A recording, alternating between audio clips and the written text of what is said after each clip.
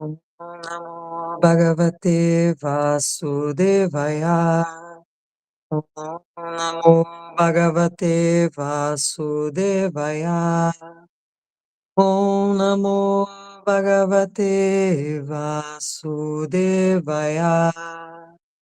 Om.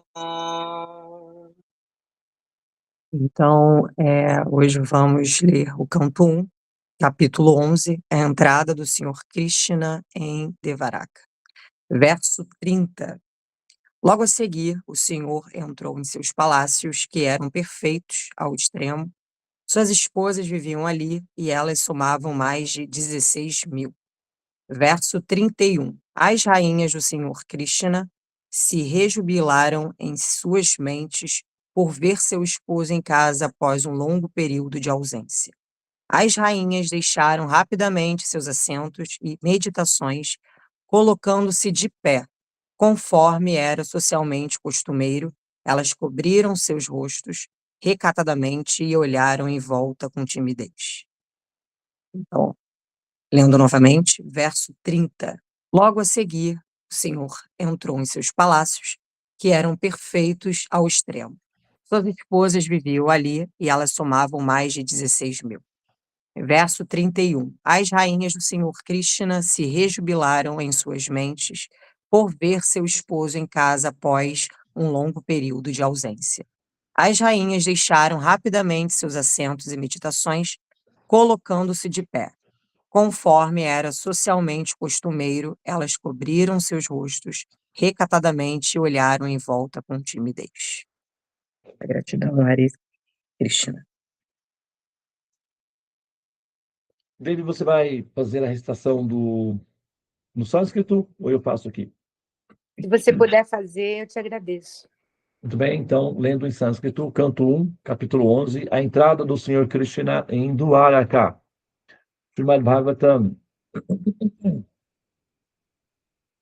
Om Bhata Vishat Swabhavanam Savakamananuttamam Prashadayatra Patninam Sashrani Chasodhasha Om Patyat Patim Proshak Grihanupaghatan Vilokya Sanjatam Hano Mahotsava Utastu Aratsahasha Sasna Sayat Sakan Hatai Vrijitat Lochanantaha Om Bhagyana Chimirandasya Gyananjana Shalakaya Chakshur Militan Yena Tasmai Shri Gurave Namaha Om Hare Krishna Krishna Krishna Hare Hare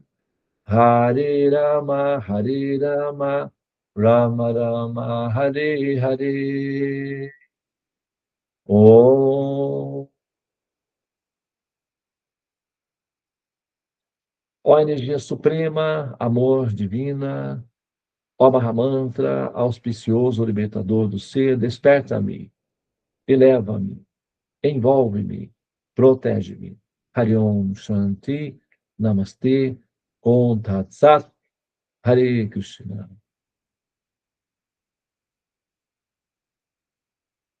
Muito bem, muito bom dia a todas as pessoas presentes aqui na sala dos mantras, a nossa auspiciosa egrégora de buscadores do infinito. Ok? Nós já falamos algumas vezes, né, sobre essa possibilidade, né,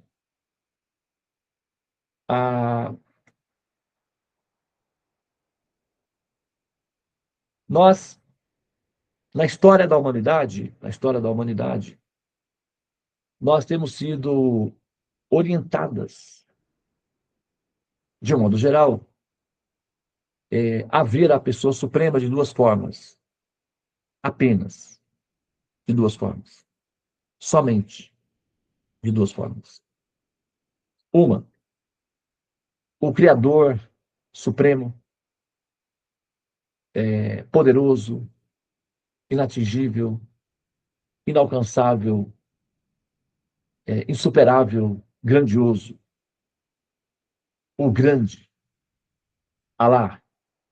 Alá significa o grande, né? Vestindo um absoluto, né? Yahvé, o Senhor dominador, poderoso. Então, o poderoso, grandioso, absoluto, adorável, rezável. Essa é uma forma de vê-lo. É a forma predominante, na verdade. Eu acho que a maioria das pessoas, né, oscilam entre essa forma e a outra forma, que é uma forma mais recente na história. Essa forma de pensar Deus dessa maneira tem apenas 2.000 anos, então é praticamente um bebê em relação à outra forma. Durante milênios, a humanidade lidou com Deus como o grandioso, adorado, perigoso, poderoso, chefe geral da criação e tal, etc. Recentemente, as reformas teológicas e psicológicas introduzidas pelo reformador Jesus deu à humanidade uma segunda alternativa, a de vê-lo como um pai. Mas isso é recente, viu? Isso é o bom karma da população, da humanidade, dos últimos 2.000 anos. Mas antes desses últimos 2.000 anos, eu não sei se vocês sabiam, mas existia história na humanidade. Já existiam pessoas que existiam antes desses 2.000 anos. Historicamente existiam pessoas. E elas viviam como nós. E elas tinham um tipo de cultura que só permitia elas verem Deus como chefe geral da criação, poderoso. E elas o adoravam de diferentes maneiras. É verdade, mas todas sempre adoravam um Deus grandioso, o Tupã, trovão poderoso. E dançavam para o Tupã, ou sacrificavam para o Yahvé, ou guerreavam por Alá, mas sempre era grandioso, poderoso. Zeus, Atom, Ra, e por aí vai. Sempre era poderoso. Isso é histórico, viu? É patrimônio público esses dados. Okay? E aí, por um bom karma da humanidade, né? A humanidade também evolui como grupo.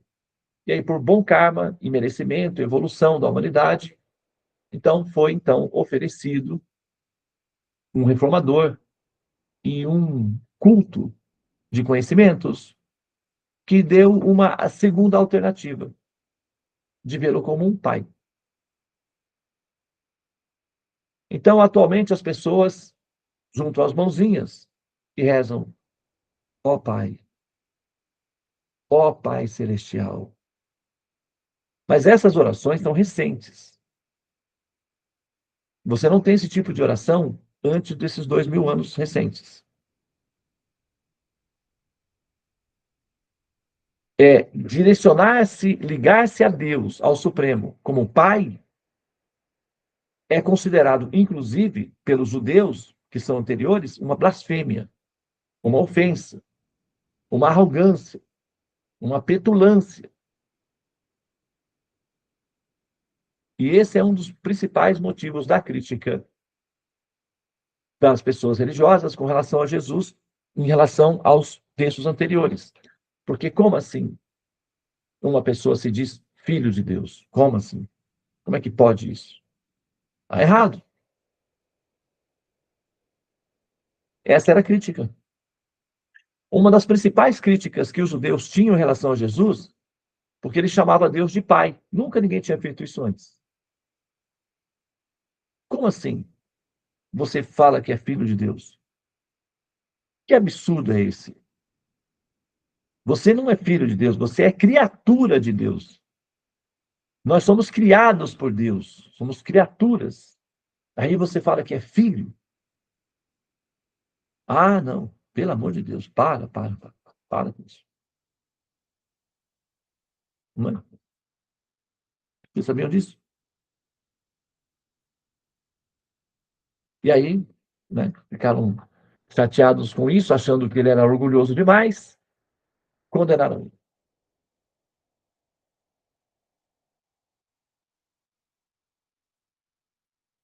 E aí, agora, as pessoas têm, na humanidade, essas duas alternativas. Você pode, né, às vezes as pessoas rezam, o Senhor Todo-Poderoso, Criador do céu e da terra, ainda tem esse tipo de oração, que ele pode ser rezado ou entendido como o Senhor Todo-Poderoso ou como o Pai carinhoso, acolhedor, amigo. Depende. Aí depende de você, né? Qual é das duas dimensões que você está acessando. Mas é até aí. Para aí. Né? Não é assim? Para aí. Ou é o poderoso, ou é o Pai Celestial. Agora, é, como nós somos como crianças assustadas, com medo da morte, né? A gente ouve, porque tal pessoa, porque tal pessoa, e aí morreu e faleceu. E nós vemos isso, então a gente fica bem assustados com isso. Imagina que você é uma criança de 7 ou 8 anos de idade, 6 anos, seus pais saíram, foram para o cinema e deixou você dormindo em casa sozinho. E de repente você acorda à noite, está tudo escuro, você chama os pais. Papai, mamãe, ninguém responde. Como é que você fica? Com medo. Não vem? Fica com medo. Então, na nossa busca de existência, de sentido de existência, a gente fala o pai, mas aí você olha, cadê? Onde está? Está medo. É normal, é previsível, medo. Então, qual é a condição da humanidade? Ansiedade, medo. Nessas condições de medo e ansiedade, o máximo que se consegue, o máximo que se pode esperar de uma pessoa é que ela tenha uma relação com o Supremo dessas formas, em busca de proteção ou pagando os royalties para não ir preso. Como é assim? Adorando. Adorar a Deus é como pagar o imposto para não ir na prisão, para não ser pego na malha fina, para não ser preso, sei lá, qualquer coisa assim. Que as pessoas não querem ir para o inferno, né? Quem é que quer também? Aí adora a Deus. Que isso é como pagar royalties, ou pagar milícia, sei lá, ou pagar a máfia, coisa assim, para o pessoal não vir perturbar você. Quem mora em ambientes que é controlado por máfia, por milícia, tem que pagar a taxa. Não é assim? Você mora num país, tem que pagar as taxas, não o que acontece? O governo me fala, mas aí não pode, né? Pagar as taxas. Então, como a gente tem medo de Deus, o que que nós fazemos? Adoramos Ele. Por quê?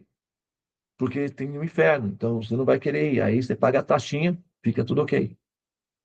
E isso é a reza, a adoração. Agora, quando você tem um pouco mais de liberdade, você já não está mais com medo de Deus. Passou o medo. Tem um pouco mais de intimidade. Aí é pai. Papai querido, ó Pai celestial, quero estar na morada do Pai. Quero ir para o Pai, papai. Sim, não é isso mesmo? né? Então, chega até aí. Agora, vamos olhar esse verso aqui. Vamos pegar o verso de novo. Vamos imaginar. Não é preciso você acreditar, tá? Não é preciso você ter fé. Não precisa nada disso. Não precisa você forçar que acredita. Não precisa.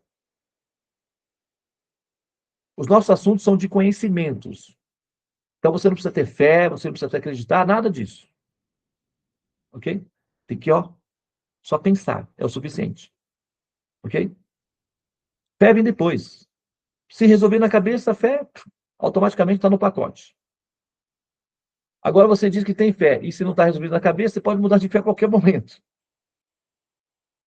Como palavras ao vento. Grama seca jogada no fogo, evapora rapidinho. As pessoas mudam de fé. As pessoas perdem a fé.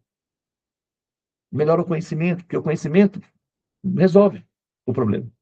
Então vamos só pensar. Não precisa acreditar.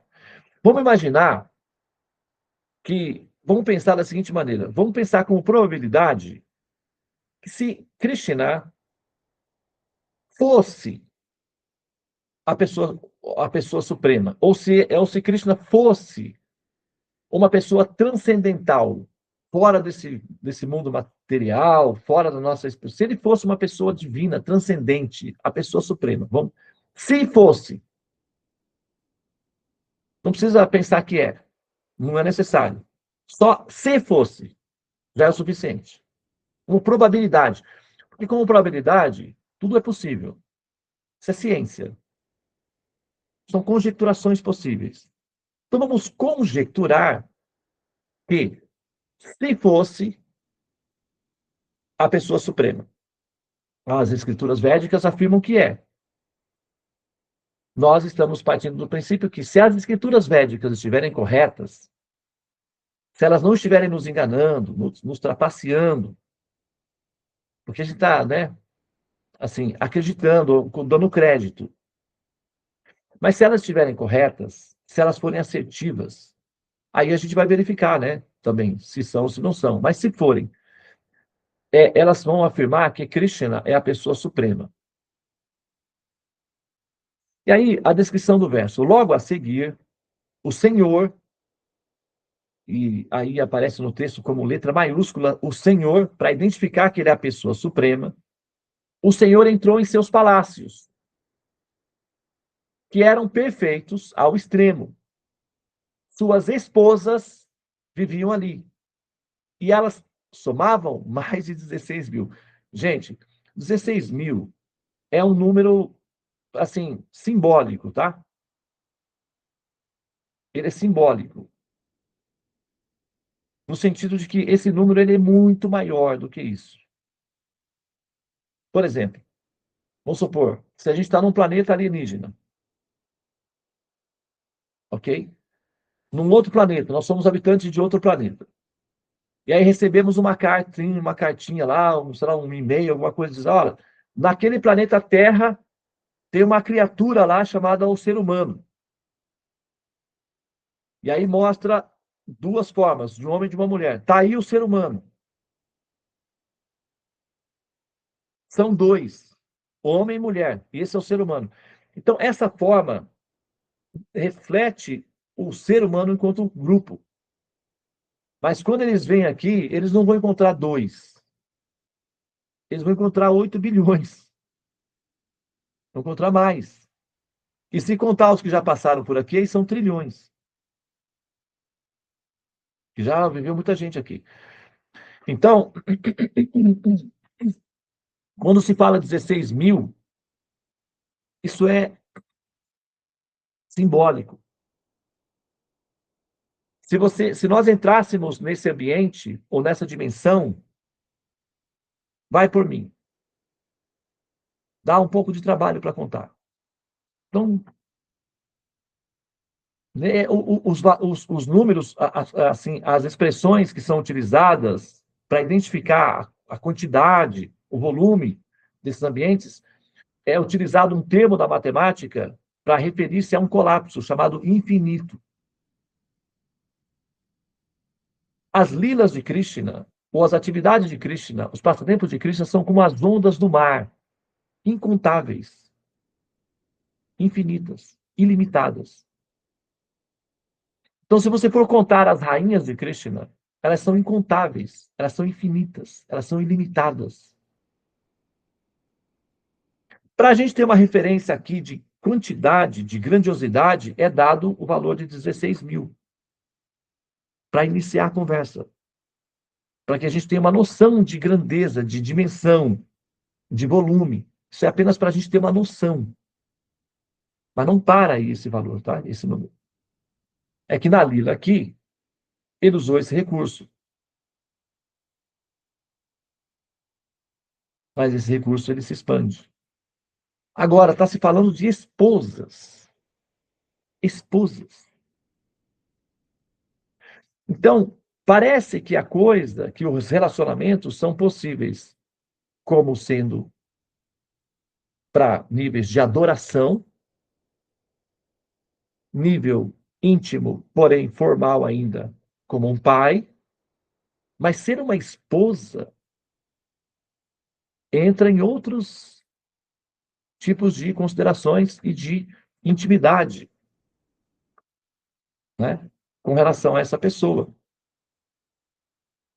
Então, pelo menos como possibilidade, é claro que a gente não consegue nem imaginar, né, uma coisa assim, uma coisa que meio que buga a nossa cabeça, né?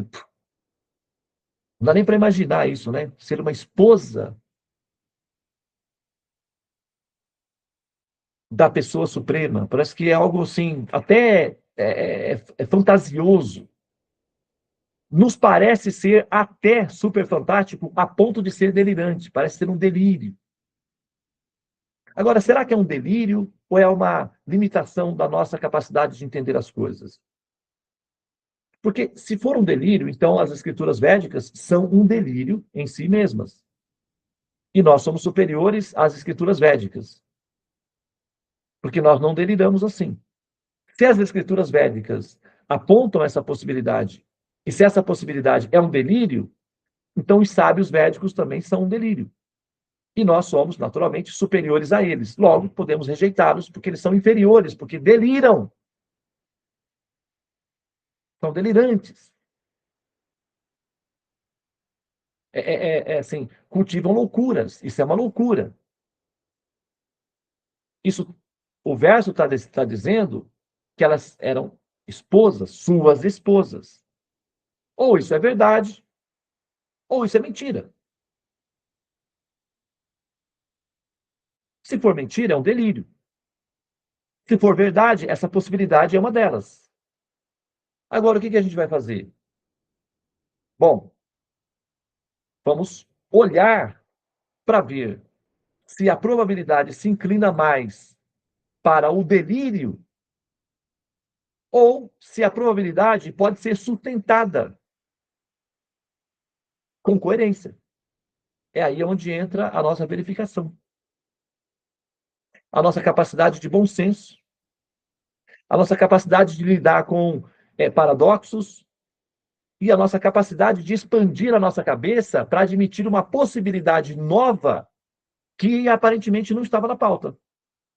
Por exemplo, a possibilidade de que a pessoa suprema tenha não apenas uma, mas infinitas esposas.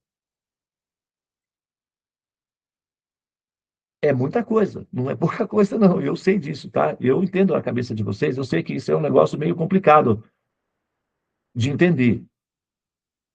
Eu não vou esperar que vocês já entendam isso assim de repente. Tá tudo certo, tá? Então podem ficar com as dúvidas de vocês aí, podem. Tá tudo bem.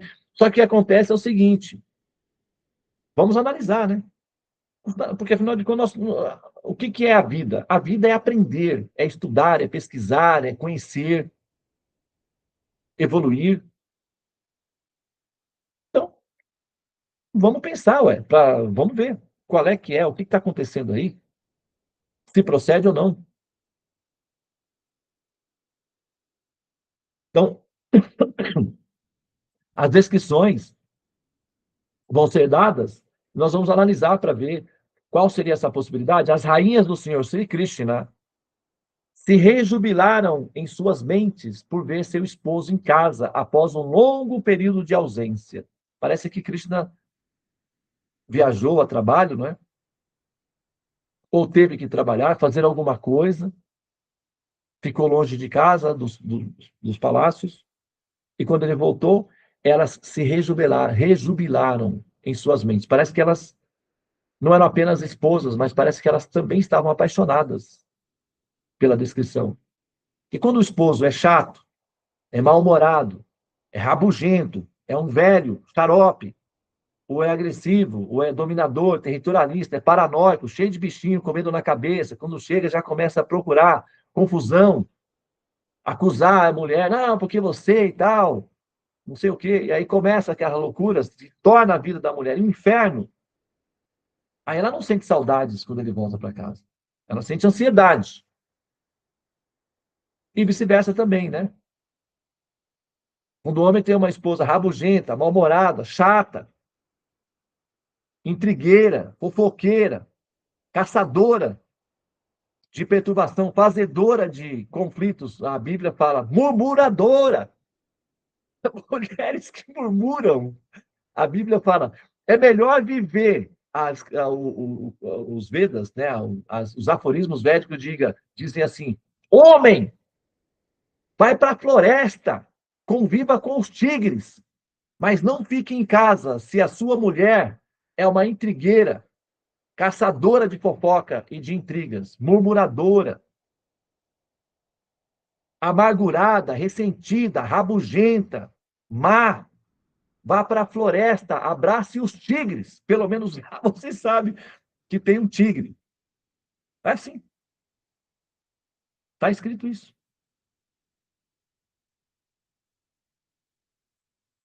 E a Bíblia diz, homem, você que tem uma mulher murmuradora. O que é uma mulher murmuradora? Ó, aquela que está sempre procurando um motivo para criar caos, para fazer intriga, confusão no lar. Destruidora de lar, né? A Bíblia fala, a mulher sábia, tolerante, resiliente, amorosa, feminina, é uma rainha no lar. Ela faz o lar próspero. Ela é a boa sorte do homem. É a fortaleza do homem. Esse homem quer voltar para casa. Esse homem sente saudade de casa. Ele faz de tudo para agradar essa mulher. Agora, aquela que é murmuradora, perturbadora, fazedora de caos, essa é uma destruidora do lar. É uma inimiga íntima. O homem endividado, preguiçoso, violento, mal-humorado, é um inimigo no lar. Essa mulher deve ir ao Supremo e implorar a ele que mude a cabeça desse homem, porque ela vive com um inimigo. Assim é. Pessoas mal-humoradas, velhas, rabugentas, intrigueiras, fofoqueiras, fazedoras de caos. São pessoas doentes mentalmente, que não conseguem ser felizes consigo próprias e que espalham essa doença ao redor, considerando que a única forma de ser feliz é fazendo outros infelizes. É uma doença mental. Impossível. Não é?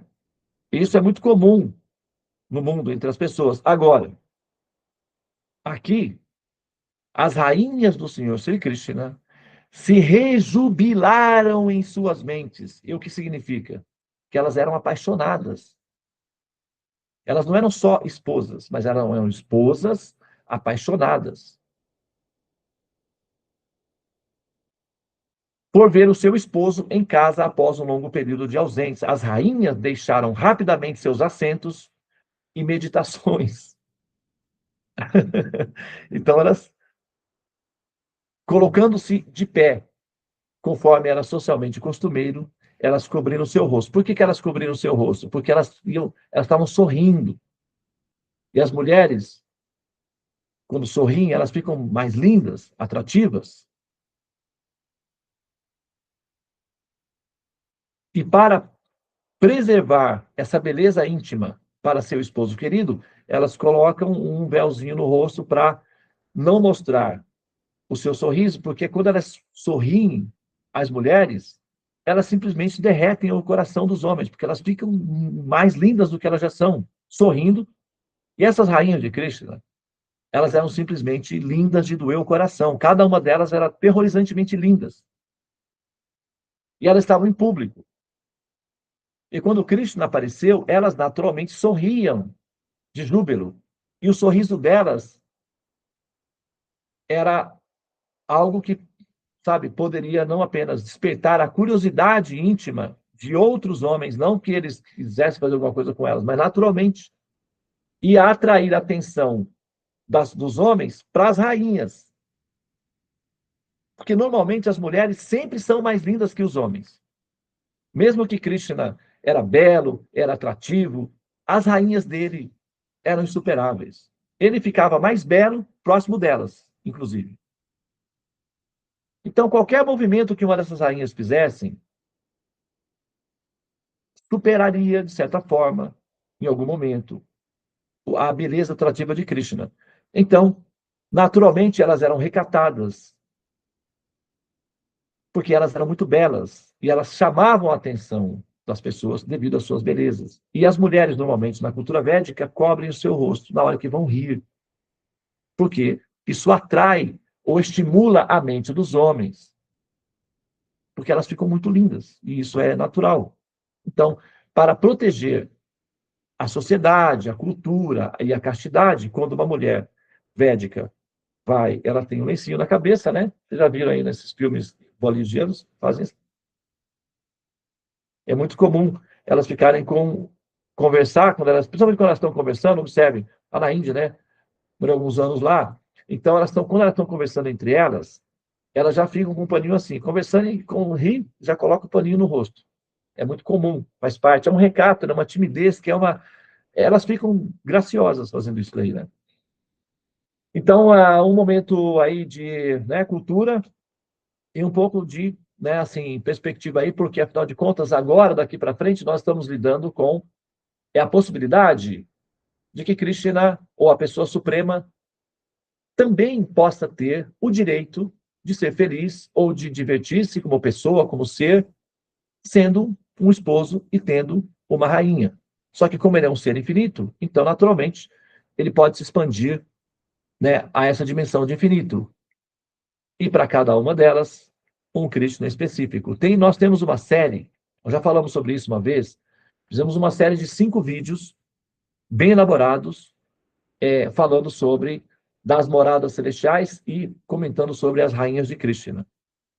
Nosso canal no YouTube, quem tiver dificuldade para encontrar, pode procurar, né, a Devi, que ela pode indicar esses vídeos que falam sobre as rainhas de Krishna e como é que funciona ele ser uma pessoa e, ao mesmo tempo, ser infinita pessoas, ao mesmo tempo.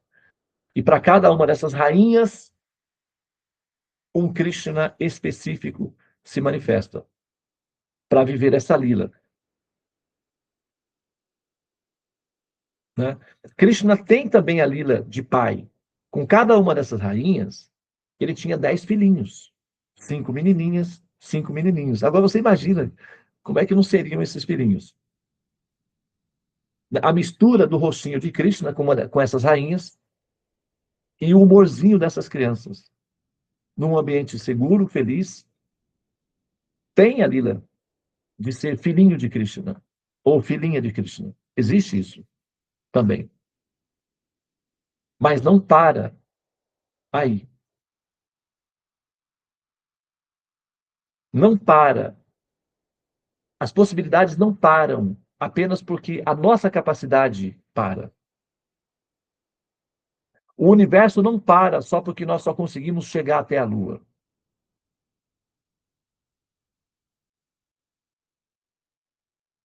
O mar não para porque a gente só consegue nadar um pouco. O rio não seca porque a gente só consegue beber 2 litros de água. A possibilidade de o Senhor Supremo ser feliz e desfrutar do prazer de existir não para só porque a nossa capacidade de compreendê-lo para em algum momento. É só bom lembrar que para um ser infinito, possibilidades infinitas são uma pauta razoável, ou pelo menos, do ponto de vista científico, uma probabilidade admissível, como probabilidade. E não é preciso acreditar, mas apenas entender que é uma probabilidade possível já é o suficiente.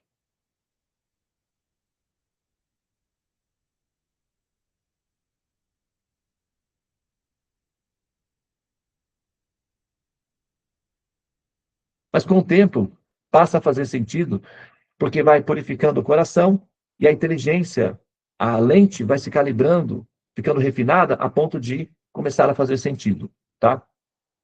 Mas é um pouquinho difícil, porém é possível, tá bem?